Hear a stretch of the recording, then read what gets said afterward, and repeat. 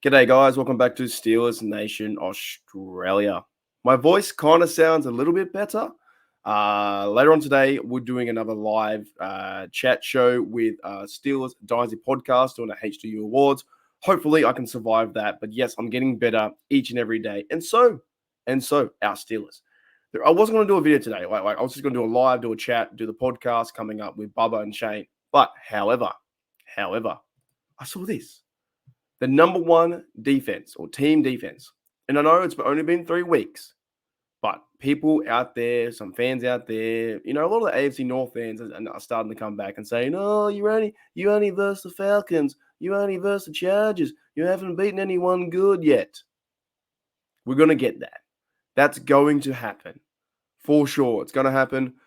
Fan base, 3 weeks ago, they were saying you can't beat the Falcons. 3 weeks ago, they were saying you can't beat the Chargers. You can't beat this team. Or Denver and Bo Nix and Mark Stink Shreloff. He was saying, there's no way you beat the Denver Broncos.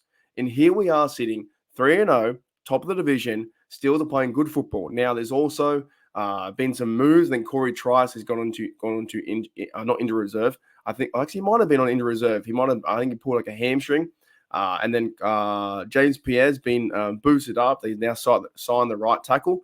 So Steelers are going through some injuries. Najee Harris, hopefully he can come back next week. Warren, I'm not too sure yet. We had Highsmith too. He's been said he's out for a few weeks. So Steelers are going through the injuries. That's for sure. We know this happens with our team. Injuries come up, but it won't stop them, right? And it won't stop them from being the best defense in the league. That's why I want to bring this up. This is really good. If you're worried about the offense getting together, the offense getting points, and by the way, they're getting better each and every week, as we'll talk about in the show coming up shortly. Justin Fields is getting better. The running game, they're moving the sticks. They're getting first downs. Yeah, maybe the yards aren't there just yet, but the offense is getting better. Calvin Austin had a great game. George Pickens is an absolute freak. So I find this stuff kind of funny because in the offseason, we all talked about how good the defense can be with Elliott, with Roberts. You see the fellas there. You see Mink has been an outstanding leader. Patrick Queen has been awesome. Keanu Benton in the back there. This team has been absolutely unbelievable, and it's a great team picture. And also, Beanie Bishop has been playing good football as well, filling in for the slot, right? And we still got to wait and see if Cameron Sutton comes back into Week 10 and he provides his veteran leadership too. So in this sense, yeah, the offense is picking it up slowly, like most teams are in the NFL. But to only allow 8.7 points per game, 10 in the 10, there was 2 10s and a 6, right? To only allow that, that's freaking fantastic. If you're telling me each and every week that the opposition side, if it's Colts or if it's Dak and the Cowboys, I don't care. If it's the Browns coming up later on the year, if they're only allowing 8.7 points per game and 229 yards per game, leading, that's it. That gives the offense a short field. That gives when the offense is controlling the ball now 34 minutes per match, and Smitty's doing a great job and not turning the ball over. So same with Fields. If you're telling me each and every week 8.7 yards that we control the defense, we control who's scoring, not scoring, and TJ Watt's playing fantastic. Cameron Hayward's playing fantastic. All these guys are stepping up and playing their role. If you tell me that 8.7 points per game, the Steelers only really need to score 17, 18, maybe 3 touchdowns. Or get Chris Boswell enough to get him 17 or 18 points or 21 points or 24 points. Shoot, you could even get 10. But I know fans want more points, more touchdowns. But the name of the game is to go and score points. And right now, the opposition can't do that. I don't think the Colts are going to be that big of a deal, to be honest. Coming up this week, for Richardson and these guys, the Colts, we always seem to have their number.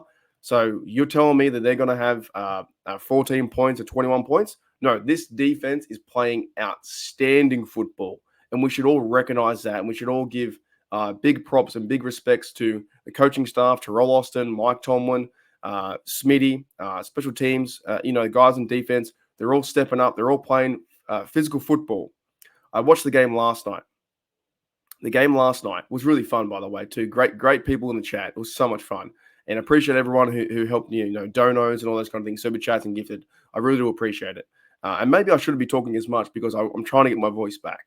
But last night, right, it was fun. It was super fun to watch Jaden Daniels throw a football 55 yards in the air. Scary Terry catches it. And another one, he threw about 35 yards in the air. He was on fire. I think he got the rookie completion rate, the highest ever, like 94% or something like that. Got 2 TDs, I think, and 1 TD rushing. They took care of the Bengals. And there was no defense in that game. None at all. It was 38 what I got. It was 38-33. There was no defense, right? The Bengals have surrendered 33 points in one game. The Steelers have only surrendered, 10, that's 20, 26. In 3 games, the Pittsburgh Steelers have surrendered, right? Surrendered or given up points, 2 touchdowns, I believe, and some field goals in 3 games. 26. In one game, the Bengals defense gave up 33. That tells you how good it is to be a Steelers fan, and that tells you how good this number 1 overall team defense is. 8.7, 229.7. If you know what, people can complain all they want to. You're a lucky 3-0. You haven't played anyone yet, but these stats don't lie. The record does not lie. The Steelers are 3-0, and like I said, my voice will get better. It will get better, but their record won't in terms of the AFC North being 3-0 and 0-3 and 1-2, 1-2. Ravens fans, Browns fans, they got some tough games coming up. Ravens versus Bills, Browns, I think, versus the Raiders this weekend, and the Bengals versus the Panthers. So pretty happy, guys. Overall, with that defense, it is fantastic. TJ Watt's having an MVP career. Nick Herbig will step in for Highsmith. We've seen more and more of Peyton Wilson. We've seen more and more of Beanie Bishop. We've seen the lockdown corner, JPJ, going absolutely off. Deshaun Elliott's been one of the best pickups this year from the Ravens. So enjoy this. Enjoy all of this. Enjoy the fact that we are 3-0 and we have a really great defense, and our offense is coming around the corner. It's building momentum as we speak. And Steelers versus Colts, my 3 a.m., your 1 p.m. I wouldn't be surprised if the Steelers win that game 24-3, 24-6. Dead set, would not be surprised because they are playing lights out football on defense.